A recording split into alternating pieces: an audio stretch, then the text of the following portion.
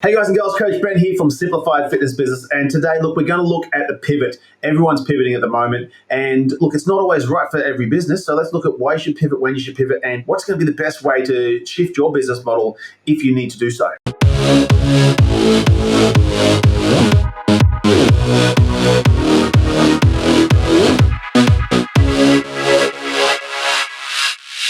All right, guys, welcome back to the show at Simplified Fitness Business, and I'm Coach Ben. So today we're going to look at some pivoting models and whether or not you should look at maybe pivoting your business based on your current situation and whether there is a problem or not in your environment or your area. It's always a good idea to keep an eye on your business model and make sure that you're always flowing along with the best model for your business that's going to suit your mission statement, your vision for the business, that's going to work for your customers and clients, and most importantly, it's going to move you forward as a business. If you haven't met me before, guys, I've been a studio owner for 11 years now and 20-something more as a PT. So I've been in this industry for a very, very long time, and something it's always super clear is how much noise there is out there in the industry and how much information or advice there is for young PTs getting started. And it's something that I fell into the trap through years and years ago, to always follow a lot of people and ask for a lot of help. I was always never shy to ask people for help and assistance when I needed it, but looking back, that advice wasn't always the best advice, and quite often it led me down a lot of dead-end paths that really needed to be backtracked and fixed up later. So my goal here isn't to tell you what to do, and the goal of the show is not to give you advice and tell you exactly what you should be doing in your business. It's really to simplify your story, cut down all the noise and all the mess that you're seeing and you've been told, and hopefully get you back on the ground and get you moving forward. Your business model should be your business model. Your dream should be your dream. It shouldn't follow mine. There's a lot of one-trick ponies out there and fix this next and business in a box models out there. They may work for you, they may not, but it's a bit like diets. Yeah, they're all good for you, but not everyone's going to work for you. So let's look at pivoting. And look, obviously with the recent sort of environmental issues going on and pandemics, then a lot of people have gone online. That may or may not be the best thing for you. And if that suits your business model and how you can best help your clients, great. But it's not always best to go online. And sort of the story that always rings true to me is, like, right back in the start of my business, I used to follow who I thought was a really successful business person. Turns out later on they weren't so successful. They were just really good at getting money, not really providing any sort of service. But the advice to me was always to sell these services that gave me the maximum revenue per hour. And that was always going to be the one-on-one session. So we started selling a lot of one-on-ones, and I very quickly got to the point where was capacity. Like, as a sole trader in a gym, I was doing 60 hours a week of one-on-one training. That's a lot of hours. Now, the money was pretty good, but one of my old boys asked me, like, how long can you keep doing this for? And that was the big wake-up call for me. And so we started looking at different business models and things like that. I started looking at group models, and this was at a time when group training wasn't the in thing. People didn't do group training at that point. It was considered less of a service. And all of the advice was, no, stay with one-on-one training, keep doing what you're doing, just work harder. And I said, well, I don't want to work harder, I want to work smarter. And so I ended up taking a guess, and against all of the advice I was given, I took the path down the group model, but I looked at it and went, well, the group offerings around me weren't great. Like, a lot of the gyms were just offering what I consider the circuit, as called group PT.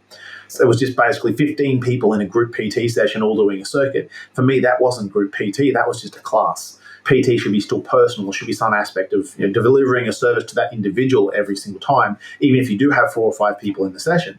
So I looked at my model and went, well, I could realistically deliver that sort of service to 3 or 4 people. And we tried it out. And look, at the end of the day, 6 months down the track, majority of my clients had switched over to small group training because it was better for them. I was doing half the amount of hours I was supposed to be doing. And the troubles that I was having on the staffing side went away because I no longer needed as many staff. So we could cut back just the core staff. And so our revenue went through the roof, our profits went through the roof, and our time went right back down, which at the time for me, I was struggling as a start-off PT because we were in a dingy little gym that we wanted to get out of desperately, but we were stuck with it, sort of not having the money to do so. So by shifting this model, we were able to create a revenue stream and a profit stream. More importantly, it allowed us to move up and step into the next part of our business. At the end of the day, that was always the goal, but what was holding me back was that fear of changing and sort of not following what I thought was going to be the success model. And so that brings us back to sort of, I guess, pivoting at the moment, where everyone's saying, oh, you've got to go online now. At the moment, we're in the COVID pandemic where a lot of people are in lockdown. And I guess it makes sense to be offering some sort of online service at the moment. But you've got to think, is this going to be something that we're going to be dealing for the next 10, 15, 20 years? Now, if your goal in business is only short term, then yes, you need to follow what's what at the moment. But if you've got a longer term goal, and that is to build up a bigger role modeling business that can develop into a long-term solution for you, and better yet, an ongoing source of revenue and income for yourself without you having to work as hard. And at the end of the day, what's going to happen? In our area, we're in sunny Queensland, and we had the lockdowns like everyone else did. We were a little bit lucky lucky we're back out of lockdown now, and a lot of people at the moment now returning to normal. But what we had during the initial phases of lockdown is every personal trainer went online. They sold all their gear. They went out, I'm going online. It's going to be the best thing ever. They all followed the trends. But by taking a moment to simply look ahead, we realized that in this area, it wasn't going to be a long term. And we took a little bit of a gamble there, but we sort of looked at our situation, our environment, and what was realistically going to happen. And sort of we said, well, let's play the odds. The odds are that this won't be long term where we are. And so we looked at both models. We set up a bit of online training just in case, but we looked at making sure we had something to come back to, brick and mortar, so that our business could continue on as it had. And as luck would have it, now everyone's trying to come back to the normal. We're one of the few places that are still open and still offering that normal type service, whereas everyone else has gone online. Even the gyms are offering virtual classes, which means that there's no one offering a face-to-face service anymore, which is where we've managed to set our niche now and become quite successful from it, which is fantastic. However, the resolution for us wasn't so much that we took a guess and took a gamble and made it, but we looked at our numbers and we looked at what we should realistically do for our business.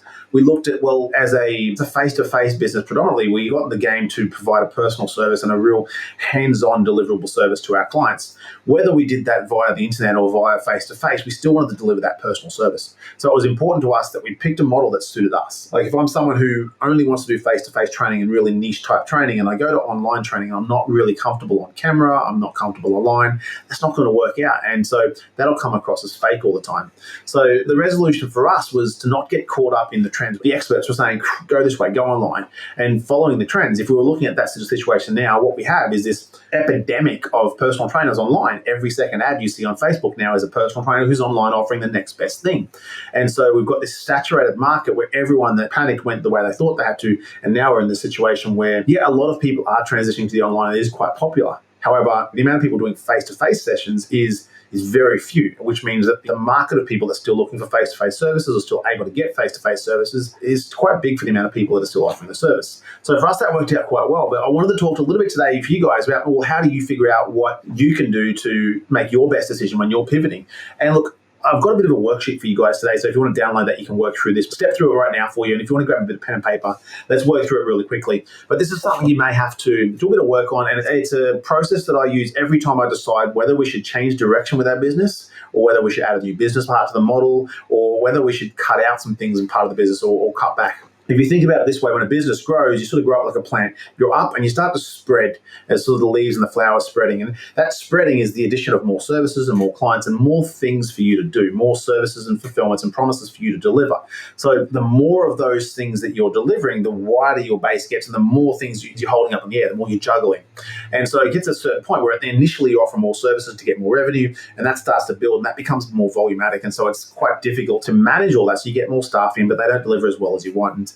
And look, there is lots of ways to manage that, but at the end of the day, it's a volume of things to manage, and there's always those outlying services that aren't performing quite so well. And at some point, you've sort of got to look at, okay, well, now that we're making enough revenue, we've grown, we've got to cut back to the center again, trim the plant, if you will, and then let it grow again. And you sort of continually trim the fat, let it grow, trim the fat, let it grow. And what you should find is that you're getting to a central concept and getting more and more and more business and volume of your core revenue from fewer and fewer and fewer items, the core or the niche of your business, if you will. And that's what people talk about when they're niching. When you're first starting off, though, it's really hard to pick your niche because you don't really know what you're good at yet. So here's how I start this out.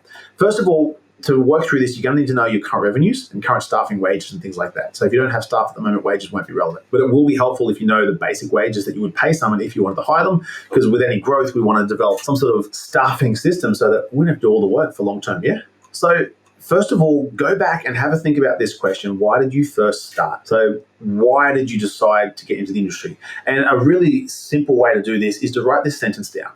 Every morning I get out of bed to help my clients, blank, so that they can blank. If you can fill in those two blanks from your personal point of view, why you got into the industry, that'll really help define your why and why you're in this. If you can define that first, it's going to make everything else later on really, really easy. But without that why, you're sort of just grabbing at straws and, like most people at the moment, grabbing at whatever money they can grab. But if you know your why, you'll be far more passionate about doing it, and it's going to show in your work and your ethic and everything. So get that done first. Let's take all of the objections out for a second. So let's remove all of the clients and things that they think they want, they tell you they want, they demand that they want, the problems they give you. Same with the staff. Take all of your staff out if you've got them, remove those. Remove all the experts, the people telling you what you should and shouldn't be doing. Let's just cut it back to why you started. It's just you for now. Go back to one person. By doing that, we're going to take away all those emotions, all those external sources of, in some cases, it may be good information. In most cases, it's just noise. Yeah. And you're going to find your soul again, what makes you really excited to be there with this. And so you might find it's just the client's smiles. Myself, when I first got into the industry, I come from a music and entertaining background. And so I was used to being on stage.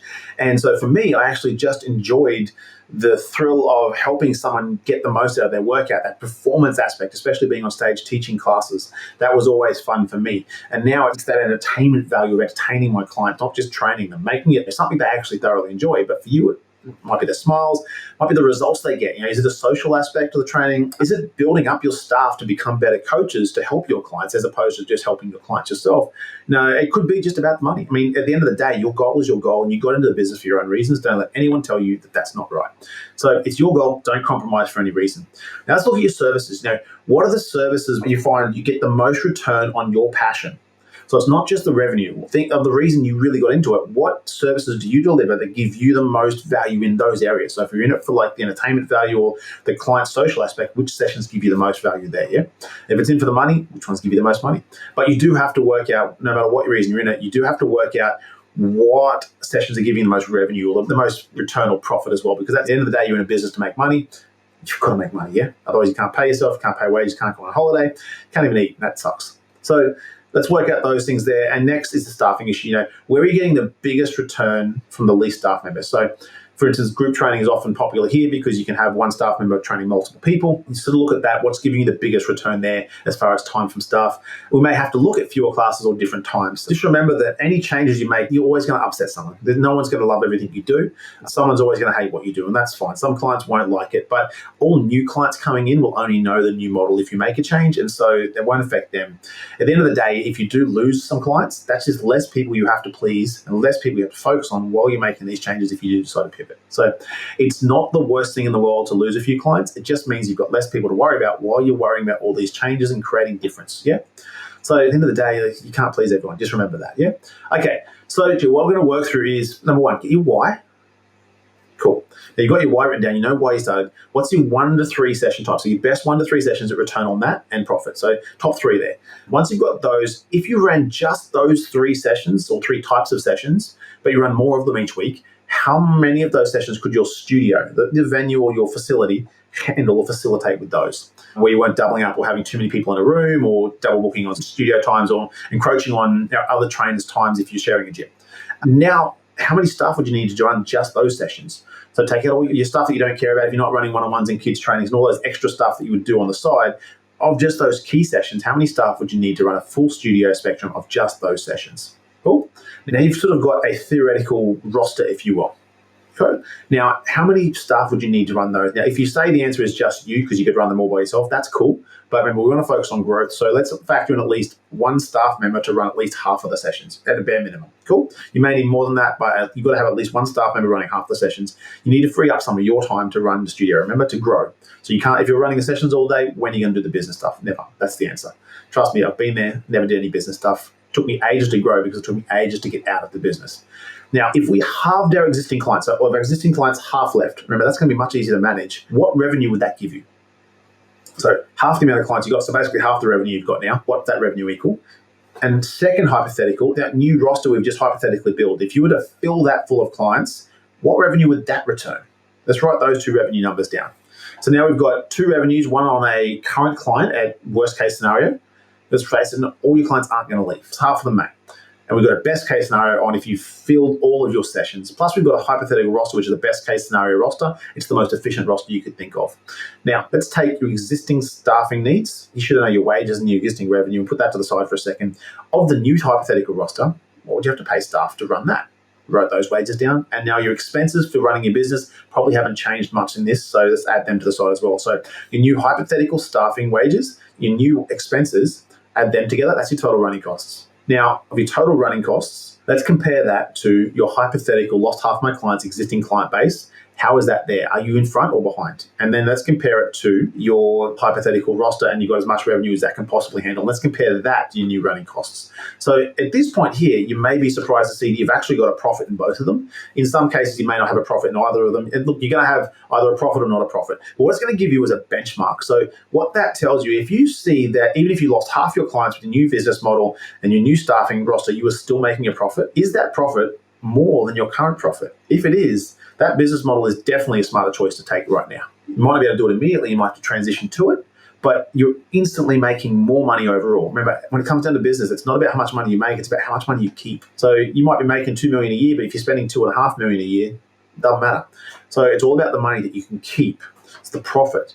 Compare that. So now you may have an instance where you don't have a profit in either of those, and it's going to give you a base mark. It might say, okay, well, these are definitely not good business models. It might also show you that there's definitely an improvement on what your current profit is, but you still need to make some more. So you may need to include some other services there as well. But this is going to give you a really simple benchmark on whether or not the concept or an idea that you just had has some legs, whether or not it's worth making the pivot towards, and whether or not it's not. So a really simple one here, if you're doing all face-to-face business and you're looking at going online, look, you've got to ask yourself, would your existing clients happily never see you again and just work online from home?